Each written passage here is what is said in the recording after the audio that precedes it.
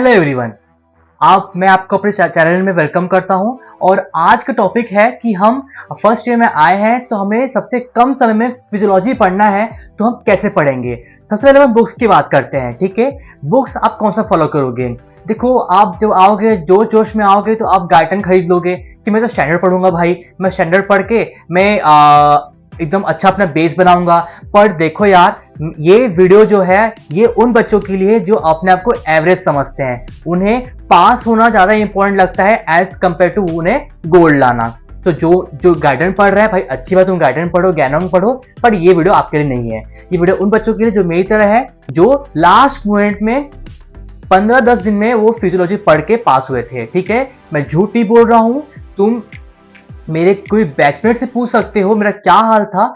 मैं final exam के एक महीने पहले प्री फाइनल में फिजियोलॉजी में फेल हो गया था। ठीक है, तो मेरे को फाइनल में पास होना था, नहीं तो मेरे ईयर बैक हो जाते। तो मैंने एक महीने में बायोकेमिस्ट्री और फिजियोलॉजी को टाइम दिया था 15 डेज के बिटवीन में। 15 डेज बायोकेमिस्ट्री दिया था और 15 डेज फिजियोलॉजी को दिया था।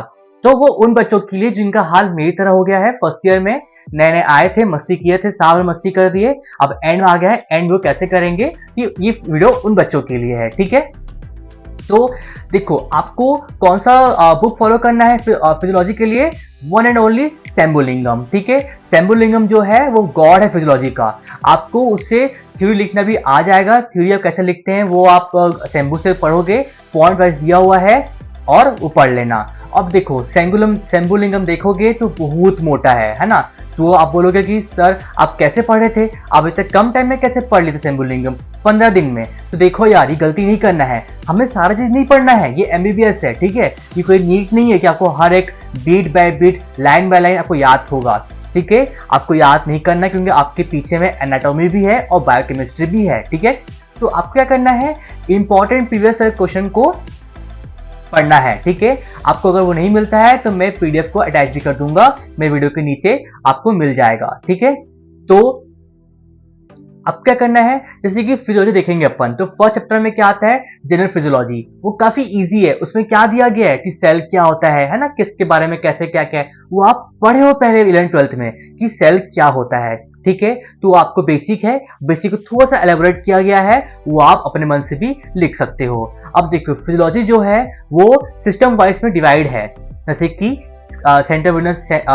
सेंट्रल सिस्टम हो गया आपका, है ना, सीएनएस हो गया, और आपका सीवीएस हो गया, कार्डियोवास्कुलर सिस्टम हो गया, रेस्पी हो गया। ठीक है, स्पेशल ऑर्गन्स हो गए। ठीक है, और जीआईटी हो गया, एंडो हो गया, तो और रीनल हो गया। तो ये सिस्टम वाइज पे डिवाइड है। ब्लड हो गया। तो आप देखोगे तो आप बेसिक सब पढ़े हुए हो। ऐसे रेसिपी से क्वेश्चंस क्या आते हैं, मेन क्वेश्चन आते हैं कि CO2 कैसे रेगुलेट होता है, ऑक्सीजन कैसे रेगुलेट होता है। तो आप पढ़े हो कि CO2 कैसे रेगुलेट होता है, बाइकार्बोनेट के थ्रू रेगुलेट होता है, ऑक्सीजन कैसे रेगुलेट होता है, ऑक्सीजन क्या बोलते हैं आपके हेमोग्लोबिन के थ्रू रेगुलेट होता है, डायग्राम बनते हैं, है ना, राइट शिफ्ट, लेफ्ट शिफ्ट, यही सब आपके फिजियो में भी है। तो आप फिजियो को थोड़ा सा कम टाइम में आप पढ़ सकते हो। देखो, आप जाओगे ना तो बहुत सारे सीनियर्स बोलेंगे कि सबसे इजी होता है बायोकेमिस्ट्री, बट मैं अपने पर्सनल ओपिनियन से बोलूंगा कि बायोकेमिस्ट्री थोड़ा सा लिटिल हार्ड होता है एज कम्पेयर टू फिजियोलॉजी। क्यों? क्योंकि बायोकेमिस्ट्री में बहुत सारे साइकिल्स होते हैं। साइकिल्स को आप लास्ट टाइम में जब याद करने जाओगे तो आपके दिमाग में बन जाता है खिचड़ी। ठीक है, आप बिल्कुल याद नहीं कर पाते हो, साइकिल्स पूरे मिक्स हो जाते हैं। तो थोड़ा सा टफ लगता है एज कम्पेयर टू फिजियोलॉजी, जो कि थोड़ा सिंपल है क्योंकि आप इसको नीट में पढ़ के आए हो। ठीक है, तो आप फिजियोलॉजी को आप सिर्फ एलेबोरेट करना है, जो आप जानते हो, जो आप नीट के टाइम में पढ़ के आए हो, आपको सिर्फ उसी को एलेबोरेट करना है। बाकी आपका फिजियोलॉजी में आपका आराम से हो जाएगा। जैसे कि सीवीएस लेके चलते हैं। सीवीएस में क्या इंपॉर्टेंट है, सीवीएस से 4 टॉपिक इंपॉर्टेंट है देखा जाए तो। पहला topic cardiac output, cardiac output आता है। दूसरा कार्डियक साइकिल हो गया। तीसरा रेगुलेशन ऑफ बीपी, पॉजिटिव और नेगेटिव, ये 4 हो गया। और चौथा कौन सा हो गया, ग्राफ हो गया। जो ग्राफ होता है जिसमें प्लेट्यू आता है ना, सीवीएस में प्लेट्यू आता है।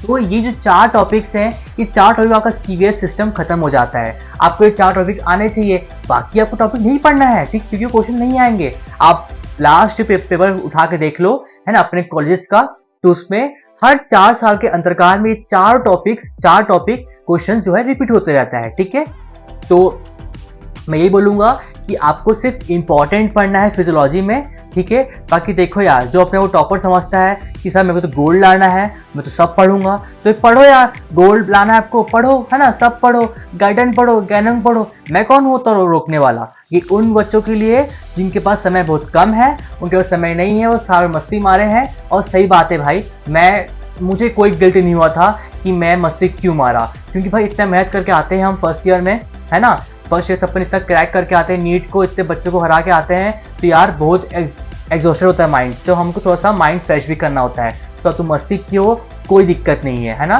बट आप आराम से पास हो जाओगे अगर आप मेरे मुताबिक चलोगे तो, ठीक है। अब देखो पढ़ना कैसे है कि आपको टॉपिक बता दिया मैं, तो आपको देखना है वेटेज, कि कौन सा वेटेज जो सब्जेक्ट है ज़्यादा लेता है। अब जैसे कि जनरल फिजियो हो गया, जनरल फिजियो बहुत कम वेटेज का है, तो उसको अपन नहीं पढ़ेंगे पहले, है ना। अगर देखो बच्चा अगर फिजियोलॉजी पढ़ता भी है ना, साल भर थोड़ा डर के मारे कि पढ़ लेता हूँ, टर्म्स हैं, है ना, इंटरनल एग्जाम है, तो वो सेल वाला चैप्टर भी पढ़े जाता है, बस वो फर्स्ट चैप्टर भी पढ़े जाता है, सेकंड में कभी जाता ही नहीं है, ठीक है। तो अब सेल आपका हो ही गया रहता है, ठीक है। तो आपको फिर देखना है कि वेटेज ज्यादा किसका है, तो मैं बता रहा हूँ आपको वेटेज ज्यादा किसका है। वेटेज ज्यादा किसका है? सीवीएस हो गया, ठीक है। अगर 15 मार्क्स का क्वेश्चन आ रहा है तो सीवीएस का ही आएगा, ठीक है। आपको देखना है कि पेपर डिस्ट्रीब्यूट कैसा हुआ है, पेपर 1 में कौन से सिस्टम से आ रहा है क्वेश्चन, पेपर 2 में कौन से सिस्टम से आ रहा है, ठीक है। और तो सीवीएस हो गया और सीएनएस हो गया। सीवीएस पेपर 1 में आता है और सीएनएस पेपर 2 में आता है, तो हमें पता है कि 15 मार्क्स का क्वेश्चन सीवीएस और सीएनएस से ही आएगा, तो हम उसको लेके चलेंगे, ठीक है। सीवीएस इंपॉर्टेंट है, सीएनएस इंपॉर्टेंट है। इजी में क्या आता है? जीआईटी इजी है, ठीक है, एंडो इजी है, रेस्पी इजी है, रीनल इजी है, मसल इजी है और नर्व इजी है, ठीक है। ब्लड थोड़ा हार्ड है क्योंकि ब्लड काफी लंबा है, हार्ड नहीं बोलूंगा, लंबा है, लेंदी है, आपका टाइम टेकिंग है पढ़ने में, बट आपको पढ़ना जरूरी है उसको, ठीक है। सारे इंपॉर्टेंट को पढ़ना है, अनइम्पोर्टेंट को प्लीज मत पढ़ो, क्योंकि आपका वो क्वेश्चन नहीं आएगा, ठीक है। तो आपका फिजियोलॉजी भी हो जाएगा इसी प्रकार से। आखिरी मोमेंट में आपको सिंबोलिज्म को रीड करना है, तो जो इंपॉर्टेंट है सिर्फ उसी को पढ़ो, बाकी सबको छोड़ देना, ठीक है। मैं अपना बता रहा हूँ, पर्सनल ओपिनियन बता रहा हूँ, तो मैंने ऐसा पढ़ा था कि मैं एक ही टाइम पे एट ए टाइम पे आगे मेरे फिजियोलॉजी का सिंबोलिज्म खुला रहता था और यहाँ पे मेरा विश्राम सिंह खुला रहता था, है ना। तो मैं एनाटॉमी और फिजियोलॉजी दोनों साथ में करता था क्योंकि मेरे पास समय बिल्कुल कम थे। तो अगर आपका भी वही हाल है तो आप चिंता मत करिए, मैं पास हो गया था तो आप भी पास हो जाओगे, और बहुत बच्चे ऐसे ही पास होते हैं, ठीक है। कोई इतना हार्ड नहीं है एमबीबीएस से पास होना, पर आपको हार नहीं मानना है, क्योंकि आप हार मान जाओगे तो आपसे बिल्कुल नहीं हो पाएगा, ठीक है। तो हार नहीं मानना है। Physiology is a fun subject है, आपको बहुत इजी पड़ेगा फिजियोलॉजी पढ़ना, है ना। आप सिर्फ सेम्पुलिंगम पे टिके रहना, लोग जो बोलेंगे आप इस कहां से सुनना, इस कहां से निकाल लेना, बिल्कुल गाइडेंस खरीदने की जरूरत नहीं है, पैसा वेस्ट है, मैं लिटरली बता रहा हूँ, पैसा वेस्ट है। आपको लगेगा कि मैं मजाक कर रहा हूँ और मैं क्या बोलते हैं, मुझे कुछ दिमाग नहीं है ना, मेरा बेस स्ट्रांग नहीं है, ऐसा बिल्कुल नहीं है, ठीक है। बेस स्ट्रांग हो जाता है, और कितना बेस स्ट्रांग कर दो गाइडेंस पढ़ के, आपका आगे चल के आपको वो भी उड़ जाएगा, ठीक है। तो आपको सिंबोलिज्म टिके रहना है और आपको अच्छे से पढ़ना है। अब एक और चीज बता रहा हूं मैं कि एग्जाम में कैसे लिखोगे। एग्जाम में आपको थ्योरी लिखने समय आपको काफी पॉइंट वाइज लिखना है, और जो आप लिखते हो ना, जो मेन पॉइंट है उसको अंडरलाइन करना है अलग अलग हाईलाइटर से, ताकि जो एग्जामिनर है वो जब आपका कॉपी देखेगा तो वो सोचेगा कि नहीं, ये बच्चा अच्छे से पढ़ा है, ठीक है। चलिए, तो अब आपको अगर ये वीडियो अच्छा लगा हो तो आप प्लीज सब्सक्राइब करें चैनल को और लाइक करें, क्योंकि आपका लाइक मुझे मोटिवेट करता है कि मैं थोड़ा सा और आपको अच्छा इन्फॉर्मेशन दे सकूं एमबीबीएस के बारे में और नीट के बारे में, ठीक है। और आपको लगता है कि आपको कोई दोस्त है जिसको नीड है, कि वो डरा हुआ है कि वो बिल्कुल बेचारा कैसे पढ़ेगा, टाइम नहीं है, टाइम आ गया एग्जाम का, तो आप प्लीज उसे ये वीडियो शेयर करें, अपने ग्रुप में अपने दोस्तों में शेयर करें, ठीक है। थैंक यू सो मच, मिलते हैं अगले वीडियो में।